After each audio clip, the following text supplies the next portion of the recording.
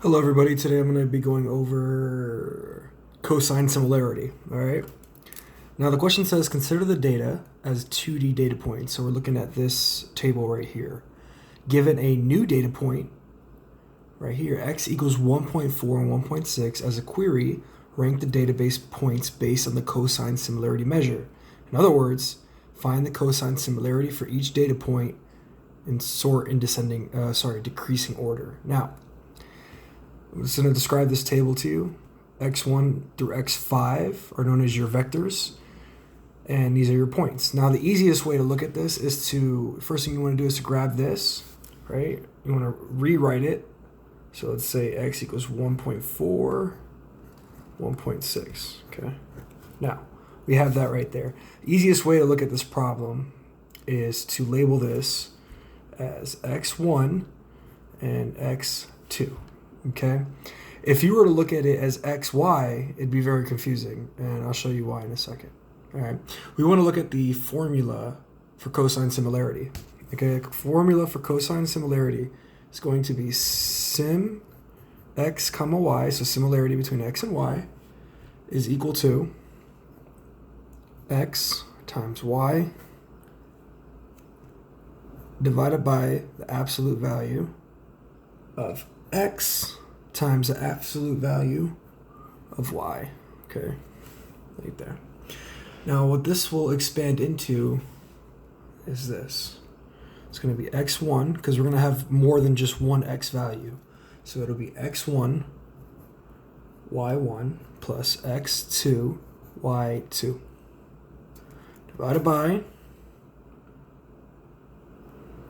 square root of x1 plus x1 squared plus x2 squared. Okay, so x1 squared plus x2 squared, right? Times the square root of y1, y2. So same thing, y1 squared plus y2 squared. Now, first thing you want to do is start listing off your vectors. So you want to start plugging in your new points into here, as well as the points that were given, the new data point that was given up here in the problem. Okay, so this is going to be x1, x2, and every single thing in here is going to be your new points. It's going to be y1, y2. That's the easiest way to do it. Okay. Now, how you want to do this is basically just rewrite vector up top, okay? And then you want to have x1 through x5, okay? Get out of your way in 1 second.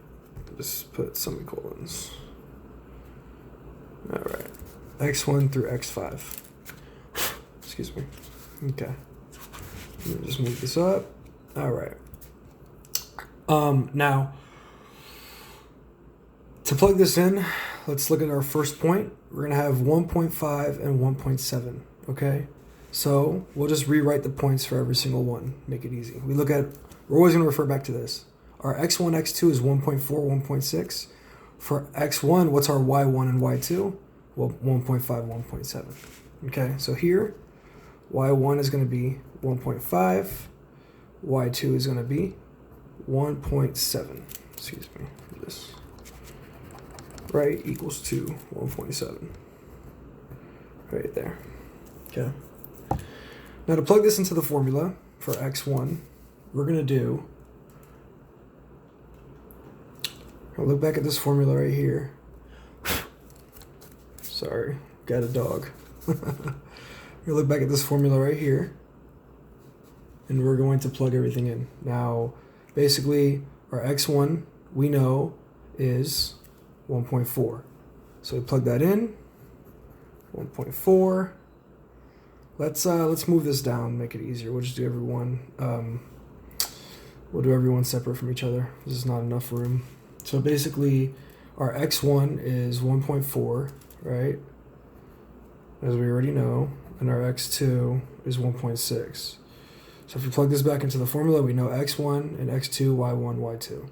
Okay, so x1, 1.4 times y1, 1.5 plus x2 times y2, or x2 is 1.6. Now y2 is going to be 1.7. We divide all that by the square root of x1 squared. What's x1? 1.4. 1.4 squared plus x2 squared. What's x2? 1.6 squared. Okay? Multiply that by y1 squared plus y2 squared, square root of that entire thing. So what's y1? 1.5 plus y2 is 1.7 squared. Okay? Now, if we were to plug that into a formula, a calculator, we would end up with this. Okay? So right here, sorry for the flash, 1.4 times 1.5 plus 1.6 times 1.7 divided by the square root of 1.4, 1.6 squared times 1.5, 1.7 squared, and that's going to give you, let's see, 0.9999 blah blah blah, right? Now, if we write that down, we have 0.999. Let's do it to 5 decimal places. Now, basically, for every single vector, your old points, your x1, x2 is going to be what's given to you in the very beginning of the problem. Remember that, 1.4, 1.6. So these are going to stay the same. 1.4, 1.6, as well as down here, x1, x2. So all you gotta do for the rest of the vectors is basically plug in y1 to here, 1.5 to here, and just switch them around. And then where you see 1.7, y2, y2. Okay? Now, if you were to actually work out the problems, notice how we just did this first one together. I'll let you do the other ones. You basically would get as we just did, 0.9999. And then for the rest, you would get, for vector 2, you would get 99575. For vector 3, you would get 4 9s and a 7. And then 4, 99903 96536. Put a little point here. I don't have room for a 0. Anyways, our next step, basically, after you do all this, is to list the vectors from closest to furthest, right? Now, the closest one is obviously going to be the one that is the least, all right? No, I'm sorry. The closest one is going to be the one closest to 1, okay? That's going to be what's most similar to our points given to us, 1.4, 1.6.